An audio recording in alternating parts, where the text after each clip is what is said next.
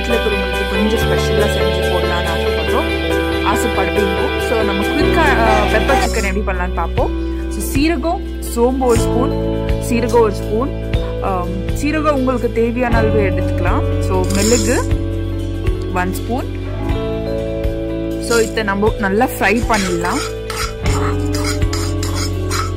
அடுத்தது வந்து நம்ம காஞ்ச மிளகா, ஸோ ட்ரை ரெட் சில்லி எடுத்துக்கலாம். காரத்துக்கு ஏற்ற மாதிரி எடுத்துக்கலாம்.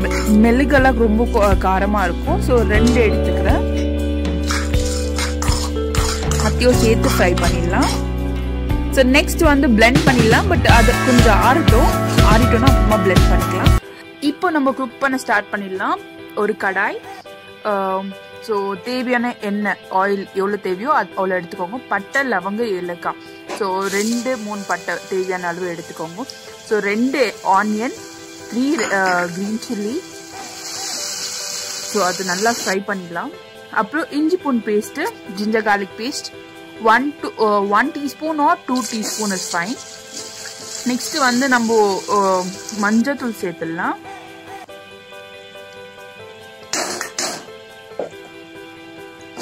எல்லாத்தையும் சேர்த்து மிக்ஸ் பண்ணிக்கலாம். So chicken, so 1/2 kg chicken எடுத்திருக்கேன்.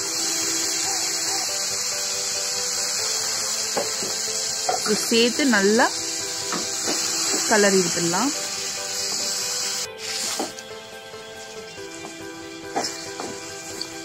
ஸோ ஒரு 5 to 10 minutes நல்லா வேகட்டும்.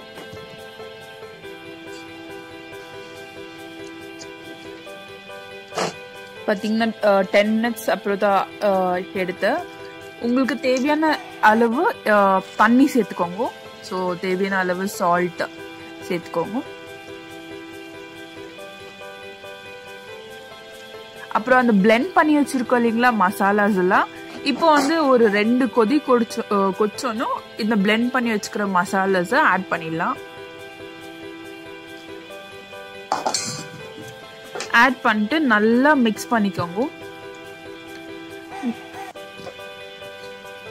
இப்போ நான் தண்ணி ஊற்றிருக்கேன் இல்லைங்களா, அது நல்லா சுண்டணும். ஐ மீன் அந்த மசாலாவுக்கு நல்லா தண்ணிக்கே அந்த மசாலாவுக்கு நல்லா சுண்டணும்.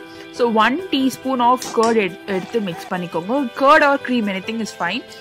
அப்புறம் கறி லீவ்ஸ், தென் கொரியாண்டர் லீவ்ஸ், கொத்தமல்லி சேர்த்துக்கலாம். So that's it, finish. So ready to serve pepper chicken. Try this recipe and share your comment in comment section. So see you in next video. மறக்காத பெங்களூர் சமையலுக்கு subscribe பண்ணிக்கோங்க. So bye, take care, happy cooking.